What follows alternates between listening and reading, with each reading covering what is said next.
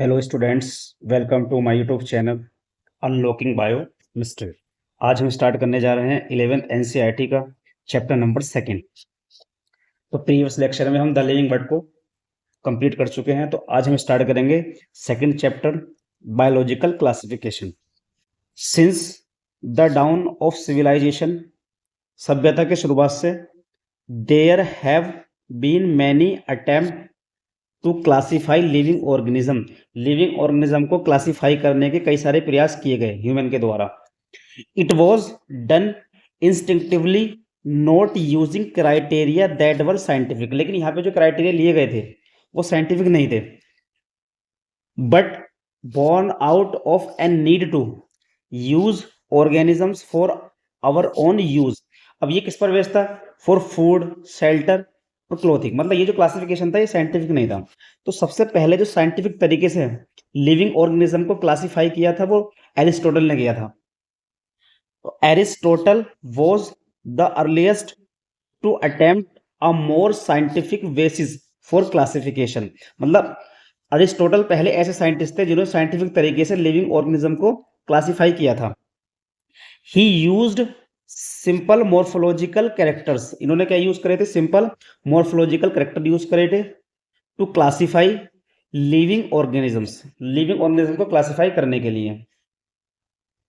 अब यहां पे इन्होंने जो लिविंग ऑर्गेनिज्म है उसको दो कैटेगरी में डिवाइड किया। जो लिविंग ऑर्गेनिजम्स हैं, एक तो प्लांटी और दूसरा एनिमल्स। तो प्लांट्स और एनिमल्स में इन्होंने क्या किया? डिवाइड किया। अब प्लांट्स को हर्ब, श्रब और ट्री में डिवाइड किया। हर्ब जो सबसे छोटे थे, उससे बड़े श्रब थे और सबसे बड़े क्या थे? ट्रीज थे, जो बूडी प्लांट थे। और जो एनिमल है, एनिमल को दो कैटेगरी में डिवाइड किया, एक तो एनाइमा और एक ईनाइमा। अब एनाइमा में एनिमल्स विदाउट आरबीसी, मतलब ऐसे एनिमल जिनके अंदर आरबीसी नहीं थी, मतलब इनका जो ब्लड था वो कैसा था? कलरलेस। ठीक है। और इनाइमा एनिमल्स हैविंग आरबीसी, मतलब इनके पास आरबीसी थी तो इनका ब्लड कैसा था? रेड। तो जो जिन एनिमल्स का ब्लड रेड था उन्हें इनाइमा में रखा और जिनका नहीं था उन्हें एनाइमा में रखा। अब इसके बाद लीनियस आया।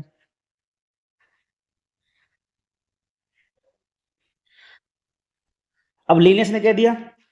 To kingdom classification given by Linnaeus on the basis of cell wall. अब सेल वॉल के बेस पे इन्होंने दो किंगडम क्लासिफिकेशन दिया। ठीक है। पहला किंगडम प्लांटी और दूसरा किंगडम एनिमेलिया। जिसमें सेल वॉल थी उसको सीधा किस में रखा? प्लांटी के अंदर, ऑर्गेनिज्म विद सेल वॉल। और जिस ऑर्गेनिज्म में सेल वॉल नहीं थी वो सीधा कहां पे रखा इन्होंने? Organism without cell wall kingdom Animalia में। लेकिन इसके डेमेराइट्स या ड्रॉबैक क्या थे? तो first, this system did not distinguish between eukaryotes and prokaryotes. Eukaryotes prokaryotes में कोई डिफरेंस नहीं किया इन्होंने। Unicellular, multicellular organism and photosynthetic green algae and non photosynthetic fungi, इनके साथ कोई भी डिस्टिंग्विश नहीं किया। मतलब क्या है इनका फर्स्ट ड्रॉबैक क्या था? इन्होंने यूकैरियोट्स प्रोकैरियोट्स को एक साथ रख दिया, यूनिसेलुलर मल्टीसेलुलर को इन्होंने अलग नहीं किया, उन्हें भी एक साथ रख दिया। फोटोसिंथेटिक ग्रीन एल्गी और नॉन फोटोसिंथेटिक फंजाई को भी क्या करा इन्होंने? एक साथ रख दिया। तो इसके क्या हो गए? डेमेराइट्स या drawback. Second, classification of organisms into plants and animals was easily done. मतलब ये जो क्लासिफिकेशन करा था प्लांट्स एंड एनिमल्स में ये आसानी से हो गया। And was easy to understand, समझना आसान था। But large number of organism did not fall into either category. लेकिन अभी बहुत सारे ऑर्गेनिज्म ऐसे थे जो इन दोनों किसी भी कैटेगरी में फॉल नहीं करते थे। Hence the two kingdom classification used for a long time was found inadequate. मतलब क्या था? ये जो टू किंगडम क्लासिफिकेशन था काफी लंबे समय तक यूज किया गया, लेकिन ये पर्याप्त नहीं था।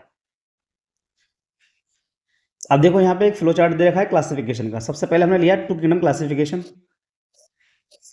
जो गिवन बाय लीनियस 1758 1758 में इन्होंने प्लांटी और एनिमेलिया दिया। प्लांटी में ऑर्गेनिज्म विद सेल वॉल, जिनके अंदर सेल वॉल थी उन्हें किंगडम प्लांटी के अंदर रखा इन्होंने, और जिनके अंदर सेल वॉल नहीं थी उन्हें किंगडम एनिमेलिया के अंदर रखा। अब इसके बाद दिया 3 किंगडम क्लासिफिकेशन, जो किसने दिया था, हैकल ने 1866 में। अब इन्होंने क्या किया था, ऑल यूनिसेलर ऑर्गेनिज्म, जितने भी यूनिसेलर ऑर्गेनिज्म थे उन्हें निकालकर किसमें रख दिया, किंगडम प्रोटिस्टा के अंदर। अब कितने बन गए, प्रोटिस्टा, प्लांटी, एनिमेलिया। अभी कितने बन गए, 3 किंगडम क्लासिफिकेशन। इसके बाद आया 4 किंगडम क्लासिफिकेशन। और 4 किंगडम क्लासिफिकेशन किसने दिया था, 4 kingdom classification given bye Copeland 1956 में। अब इन्होंने क्या करा, इस प्रोटिस्टा में से जो ऑल यूनिसेलर प्रोकैरियोट्स थे वो तो किंगडम मोनेरा के अंदर रखे इन्होंने, एक किंगडम मोनेरा बना दिया। और दूसरा प्रोटिस्टा, इसके अंदर क्या रखे, सारे ऑल यूनिसेलर यूकैरियोट्स। इस तरीके से कितने बने, 4 किंगडम मोनेरा, प्रोटिस्टा, प्लांटी और एनिमेलिया। इसके बाद जो सबसे ज्यादा एक्सेप्टेड क्लासिफिकेशन ऑफ सिस्टम माना गया था वो क्या था, 5 किंगडम क्लासिफिकेशन। तो 5 किंगडम क्लासिफिकेशन किसने दिया था, विटेकर ने 1969 में। अब मोनेरा, प्रोटिस्टा, प्लांटी और एनिमेलिया, ये तो पहले से थे 4। अब इन्होंने एक किंगडम और बनाया, फंजाई, क्योंकि फंजाई की जो सेल वॉल थी वो किसकी थी, काइटिन की, और जो प्लांटी की सेल वॉल थी वो किसकी थी, सेलुलोज की। तो इस तरीके से क्या बना, 5 किंगडम क्लासिफिकेशन। और ये जो 5 किंगडम क्लासिफिकेशन था, 5 किंगडम क्लासिफिकेशन, ये most accepted system of classification, सबसे ज्यादा एक्सेप्ट करे जाने वाला क्या था, ये सिस्टम था। जो किसने प्रपोज किया था, किसने दिया था, आर.एच. विटेकर ने 1969 में। अब यहाँ पे कुछ क्राइटेरिया यूज करे थे इन्होंने। Main criteria for classification used him include. अब यहाँ पे इसे डिवाइड करने के लिए 5 किंगडम क्लासिफिकेशन में कुछ क्राइटेरिया लिए इन्होंने। सबसे पहला क्या है, सेल स्ट्रक्चर। सेल स्ट्रक्चर कैसा था, ऑर्गेनिज्म की बॉडी ऑर्गेनाइजेशन कैसा है, मोड ऑफ न्यूट्रिशन क्या है, मोड ऑफ रिप्रोडक्शन क्या है, और फाइलोजेनेटिक रिलेशनशिप, मतलब एवोल्यूशनरी रिलेशनशिप को इन्होंने देखा। तो इस तरीके से दिया 5 किंगडम क्लासिफिकेशन। अब एनसीईआरटी के अंदर इससे रिलेटेड एक चार्ट दे रखा है,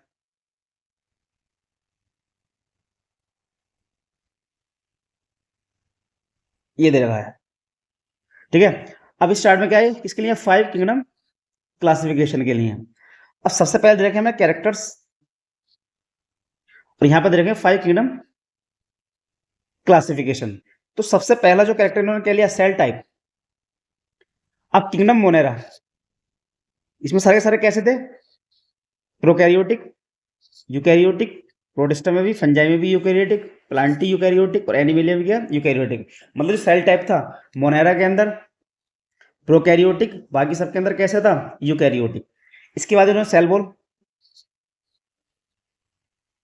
अब सेल वॉल में जो मोनेरा था उसमें नॉन सेलुलर जो सेल वॉल थी पॉलीसेकेराइड और एमिनो एसिड की थी, और प्रोटिस्टा में कुछ में प्रेजेंट थी सेल वॉल। अब फंजाई में जो सेल वॉल थी विदाउट सेलुलोज, क्योंकि फंजाई के अंदर जो सेल वॉल होती है वो किसकी बनी होती है, काइटिन की बनी होती है। अब प्लांटी के अंदर जो प्रेजेंट थी सेल, वो किसकी थी, सेल वॉल सेलुलोज की थी। और एनिमल के अंदर सेल वॉल होती नहीं, कैसी होती है, एब्सेंट होती है। इन्होंने न्यूक्लियर मेम्ब्रेन देखी।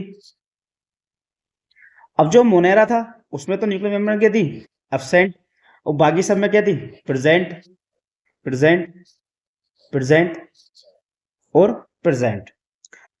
बॉडी ऑर्गेनाइजेशन मोनेरा के अंदर कैसा होता है, सेलुलर, प्रोटिस्टा के अंदर भी सेलुलर होता है। अब फंजाई के अंदर मल्टी सेलुलर होता है, लेकिन कैसा होता है, लूज टिश्यू होते हैं। लेकिन प्लांटी के अंदर टिश्यू और ऑर्गन बन जाता है, लेकिन एनिमल्स के अंदर टिश्यू, ऑर्गन, ऑर्गन सिस्टम देखने मिलता है। अब बात करते हैं मोड ऑफ न्यूट्रिशन।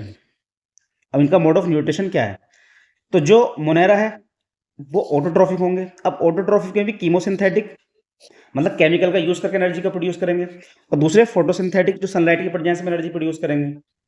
और दूसरे कैसे होते हैं, ये हेटरोट्रॉफिक, और हेटरोट्रॉफिक में सेप्रोफाइटिक होंगे और पैरासाइटिक होंगे। तो ये मोड ऑफ न्यूट्रिशन किसका है, मोनेरा का। उसके बाद करते हैं प्रोटिस्टा की बात। अब प्रोटिस्टा में कैसे, ऑटोट्रॉफिक। अब इसमें ऑटोट्रॉफिक में कैसे थे, फोटो सिंथेटिक और हेट्रोट्रॉफिक। तो यहाँ पे जो ऑटोट्रॉफिक थे उसमें कैसे थे, फोटोसिंथेटिक, और बाकी हेटरोट्रॉफिक। और उसके बाद किंगडम फंजाई। अब किंगडम फंजाई के अंदर सारे के सारे कैसे आते हैं, हेट्रोट्रॉफिक। और हेट्रोट्रॉफिक में कैसे होंगे, सेप्रोफाइटिक और पैरासाइटिक होंगे। बात करते हैं प्लांटी। अब प्लांटी के अंदर सारे के सारे कैसे आएंगे, ऑटोट्रॉफिक आएंगे, लेकिन कैसे होंगे, फोटो सिंथेटिक, सनलाइट के प्रेजेंस में अपना खाना खुद बनाएंगे। और अब बात करते हैं एनिमेलिया। अब एनिमेलिया के अंदर सारे के सारे कैसे होंगे, हेट्रोट्रोफिक या होलोजोइक या सेप्रोफाइटिक होंगे। तो ये सारे क्राइटेरिया किसके थे, कैरेक्टरिस्टिक किसके थे, 5 किंगडम क्लासिफिकेशन के। अब बात करते हैं आगे।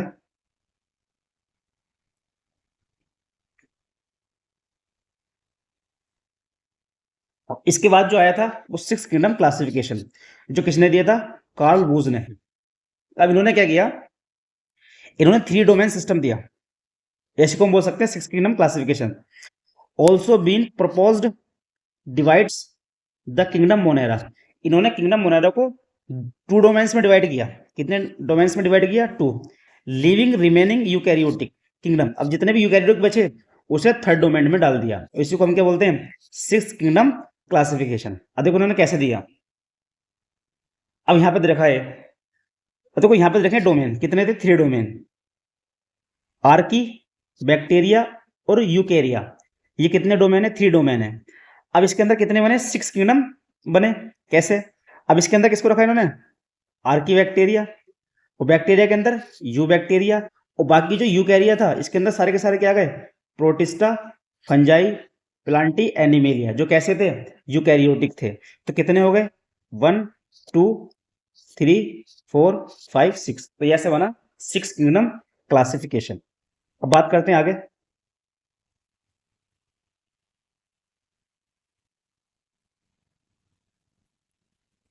देखो कुछ इंपॉर्टेंट पॉइंट देखते हैं यहाँ पे। अर्लियर क्लासिफिकेशन सिस्टम, जो शुरुआत वाला क्लासिफिकेशन सिस्टम था, जो किसने दिया था, लीनियस ने, included bacteria, blue green algae, fungi, mosses, fern, gymnosperm and the angiosperm under plantae. मतलब जो लीनियस ने जो क्लासिफिकेशन सिस्टम दिया था उसके अंदर bacteria, blue green algae, fungi, mosses, fern, gymnosperm and angiosperm को किसके अंदर रखा, प्लांटी के अंदर। क्यों रखा, the character that unified this whole kingdom was all organism included had cell wall. क्योंकि इनके अंदर, सबके अंदर क्या थी, सेल वॉल थी, इसलिए सबको किसके अंदर रख दिया इन्होंने, प्लांट, किंगडम प्लांटी के अंदर या प्लांट्स के अंदर रखा इन्होंने। This placed together groups which widely differ in other characteristics। जबकि जितने भी ऑर्गेनिज्म थे ये अदर कैरेक्टर्स में क्या करते, बहुत ज्यादा डिफरेंट थे। It brought together prokaryotic bacteria and blue green algae with group which eukaryotic। मतलब इन्होंने प्रोकैरियोटिक को यूकैरियोटिक के साथ रख दिया। It also grouped together unicellular organism, multicellular organism. मतलब इन्होंने यूनिसेलर मल्टीसेलर को एक जगह रख दिया। से फॉर एग्जाम्पल जैसे क्लेमाइडोमोनास और स्पाइरो वगैरह, इसको किसके अंदर रखा, अंडर एल्गी के अंदर। The classification did not differentiate. अब ये जो क्लासिफिकेशन था ये डिफरेंशिएट नहीं कर पाया between heterotrophic group fungi and autotrophic green plant, और they also showed a characteristic difference in their wall composition. ठीक है, जबकि इनकी जो सेल वॉल थी उसमें उसका कंपोजिशन क्या था, अलग अलग था। जैसे यहाँ पे बात करें फंजाई की, तो फंजाई की जो सेल वॉल थी वो काइटिन की थी, और जो प्लांट की सेल वॉल थी वो किसकी थी, सेलुलोज की थी। अब आगे बात करते हैं। When such characteristics like prokaryotic, eukaryotic, unicellular, multicellular, autotrophic, heterotrophic, nature of cell wall were considered. जब ये सारे कैरेक्टर कंसीडर करे गए तो तब क्या हुआ, जो फंजाई है were placed in separate kingdom. अब फंजाई को क्या करा, एक सेपरेट किंगडम में रख दिया, किंगडम फंजाई, क्योंकि इसकी जो सेल वॉल थी वो किसकी थी, काइटिन की थी। All prokaryotic organism were grouped together under kingdom Monera. तो जितने भी ऑल प्रोकैरियोटिक ऑर्गेनिज्म थे, जितने प्रोकैरियोट थे और यूनिसेलर थे, वो किसके अंदर अंदर रख दिए, किंगडम मोनेरा के अंदर। द यूनिसेलर यूकैरियोटिक, देखो unicellular prokaryotic kingdom Monera, unicellular eukaryotic kingdom Protista, place kingdom Protista. बात करते हैं आगे। This kingdom Protista has brought together. अब जो किंगडम प्रोटिस्टा है, क्लेमाइडोमोनास, क्लोरेला, जो पहले किसमें था, एल्गी विद इन प्लांट्स, जो किसने रखा था, लीनियस ने। लेकिन बाद में जो विटेकर है उसने किंगडम प्रोटिस्टा में किसको रखा, क्लेमाइडोमोनास और क्लोरेला को, जो पहले किसमें था, एल्गी में, मतलब किंगडम प्लांटी में था, जो किसने रखा था, लीनियस ने, क्योंकि उसके पास क्या थी, सेल वॉल थी। विद पैरामीशियम एमीवा, ठीक है, किसके साथ रखा, पैरामीशियम और एमीवा। जो पैरामीशियम और एमीवा था वो पहले किसमें था, एनिमिलिया, क्योंकि उसके अंदर सेल वॉल नहीं थी। It has put together organism which earlier classification were placed in different kingdoms. यहाँ पे क्या बात कर रहे हैं कि जो किंगडम प्रोटिस्टा था उसके अंदर क्लोमाइडोमोनास, क्लोरेला, पैरामीशियम और एमीवा, इसको किसमें रखा गया था, प्रोटिस्टा के अंदर, और ये किसने रखा था, विटेकर ने। जबकि लीनियस ने इन्हें किसमें रखा था, प्लांटी में। और पैरामीशियम और एमीवा को किसमें रखा था, एनिमल में। क्यों, क्योंकि इसके पास सेल वॉल नहीं थी। This happen because criteria for classification change, क्योंकि जो क्राइटेरिया है क्लासिफिकेशन के वो क्या होते रहते हैं, चेंज होते रहते हैं। अब बात करते हैं, this kingdom of changes will take place in future. अब जो चेंजेस हैं ये फ्यूचर में भी होंगे, to depending on improvement in our understanding. तो हमारी जो अंडरस्टैंडिंग है उसे इंप्रूव करना पड़ेगा, किसके लिए, characteristics and evolutionary relationship. Over time an attempts has been made to evolve classification system which reflects not only morphological। अब यहाँ पे देखो केवल morphological, physiological, reproductive similarities नहीं देखी जाएंगी, but is also phylogenetic relationship भी इसमें देखा जाएगा, जो किस पर बेस्ड होगा, बेस्ड ऑन एवोल्यूशनरी रिलेशनशिप। ये सारे क्राइटेरिया भी हमें कंसिडर करने पड़ेंगे। तो ये था इंट्रोडक्शन ऑफ क्लासिफिकेशन, ठीक है।